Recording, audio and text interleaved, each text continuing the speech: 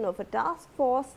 Let's take a look at what all has been done by the government and what more NewsX actually suggests for changes. So, let's look at that mission exam shield charter, what's actually been done by the government, what are the suggestions that NewsX actually is suggesting to the government. Remember that this is a campaign by NewsX. So, let's look at the charter, what's done. Firstly, let's look at what all has been set forth. Anti-paper leak bill has been tabled in the Parliament. So, today we are going to see that this anti-paper leak bill will be tabled in the Parliament. Also, we are in fact looking at a task force that the government has in fact set up. We got out those members for you. It includes the director of IIT Madras, a former intelligence bureau chief. We have someone handling the logistics. We have someone from the education field as well, the former education secretary. We have a former ISRO director as well on the panel. So, this task force has also been set up by the government. It's all done. So, also apart from this, fast track courts have begun their hearings against the exam mafia. So, that was a major demand of the students as well. They wanted fast track courts. That's been set up. The government announced it. Our Prime Minister himself announced this, that fast track courts will make sure that they hear such cases against the exam mafia and make sure that the guilty are punished. Those who are responsible for playing with the future of the students are punished and punished severely.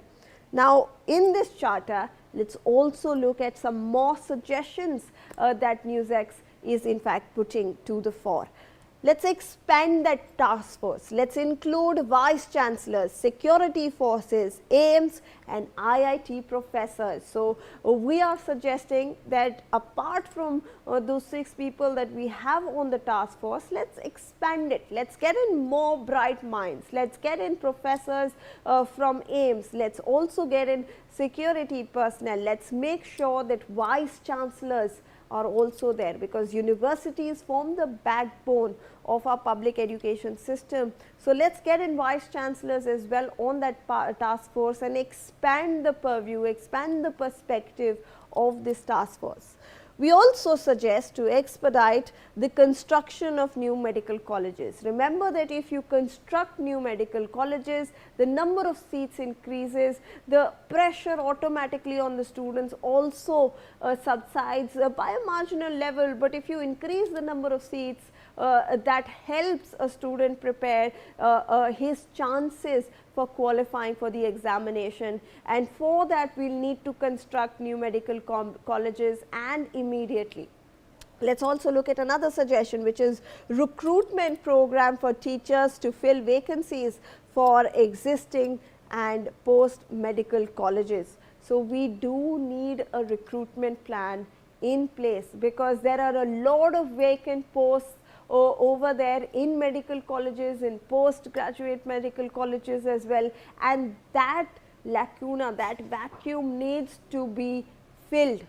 Let's also look at another suggestion, setting up a timeline for doubling the seats in medical colleges. So, apart from building new medical colleges, we also need a timeline in place so that the students know they can aim that this future will be secure. They don't have to fight for seats. If you double the number of seats in medical colleges, you will make sure that the students have more chances at qualifying such public examination systems. So, well, these were the things that were done and what all we can in fact suggest to the government. Let's get in a word from the NEET aspirant who continues to be live with us on this broadcast. Ishant, I want to come to you on this.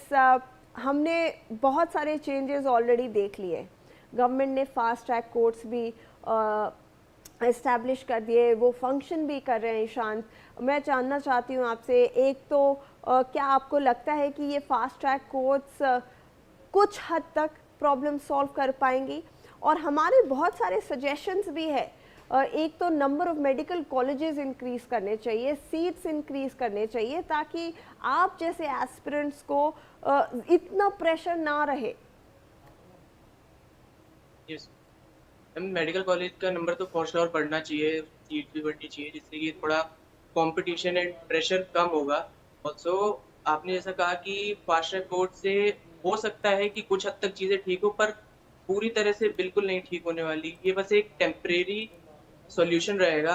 Also जो अभी NTA है, उसने भी काफ़ी ज़्यादा अभी फी problems वो create कर रहा है, जो कि हम बच्चों की जो फीस है, रिफंड फीस है, वो अब तक इशू नहीं करी गई है हमको। उस चीज़ को कहे हुए 2 महीने हो चुके हैं एंड वो हमसे बस रिपीटेड कंसेंट लेता जा रहा है कि आपको वापस रिफिल करनी है अपनी बैंक इन्फॉर्मेशन एंड बार-बार सबमिट करनी है, जिससे कि और ज़्यादा हमको इस चीज़ में प्रॉब्लम क्रिएट करे जा रहा है। इस चीज़ पे भी मैं चाहूँगा कि बात एब्सोल्युटली। और ईशांत, हमारे सजेशंस के अलावा आपको क्या लगता है, कुछ ऐसा सजेशन जैसे आपने पहले बताया कि जो एग्ज़ाम पेपर सेटर्स हैं उन पे निगरानी रहनी चाहिए, इसके अलावा आपको क्या लगता है कि ऐसा हो जैसे हमारा पब्लिक एग्जामिनेशन सिस्टम जो है वो और इम्प्रूव हो जाए? मैम सबसे और मैं ये कहूँगा कि जो ऑर्गेनाइजेशन है, जो एनटीए है, उस पे भी काम करना चाहिए, क्योंकि मेन तो वही है जो एग्जाम कंडक्ट करवा रही है, उसमें भी रिफॉर्म लाने की जरूरत है।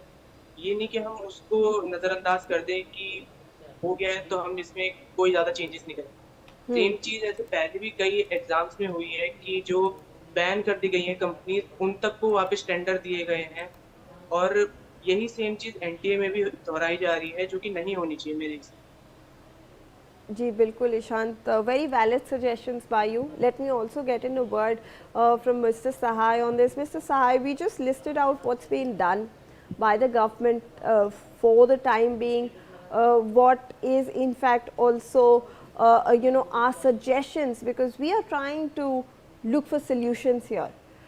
Obviously everybody wants to work for the future of the youth of the country. I want to understand from your perspective, are there any points that you would also like to suggest, because the more people put their heads together, we'll get better solutions and faster solutions as well. It all depends whether the government wants to do, or basically it is a lip service, which has been the case with governments since times immemorial. And it is not connected only to the present dispensation. Nearly all public service commissions in the states, they are riddled with all sorts of corruption and variety of other things. Back here in Bangalore, we are still struggling with the KPSC. So where the issue is? The issue is creating an institution which has internal competence to deliver. Now, two institutions we can talk about. One is the Union Public Service Commission, and the second is the whole range of IITs which conduct their examination in a near perfect seamless manner, and they have been doing it for quite some time. What is the difference between 12 lakhs and 25 lakhs taking the exam? It is just a question of scale. Now, inside the NTA, now you have fired 47 people.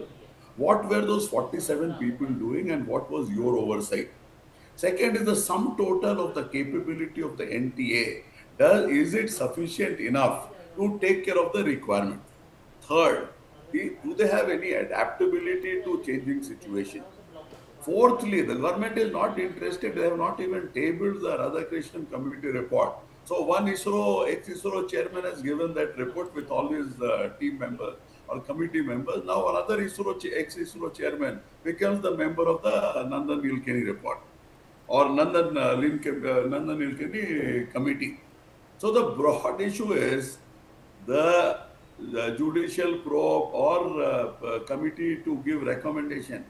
Does the executive does not have the capability, or the bodies like NTA, don't they have their capability to create an examination system without all these extraneous factors which are being brought in just as a face saving?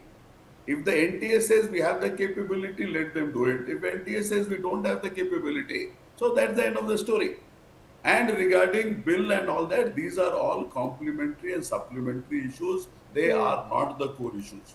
Any amount of special courts can only work after the investigation and the prosecution is of a brilliant level. and that will happen based on the resources provided. Those resources are generally not provided at a smaller scale, might be at the federal agencies level like the CBI. Those resources would be provided or is being provided.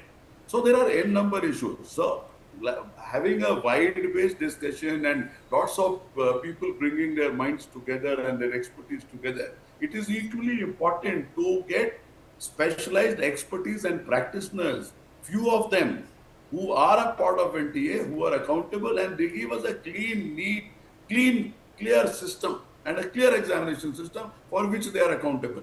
Now, Radhakrishnan report, they gave variety of things, it's still not tabled, like the DG exam, hybrid delivery, gradual transition to CBT, multi-session, multi-stage exam, core academic focus, dedicated verticals, variety of things are there. Now they have to pick up and implement, and they have to say we are in control of this thing. Once the logistics is an issue, next time your insiders are an issue. How far can we go in this manner if nobody is accountable?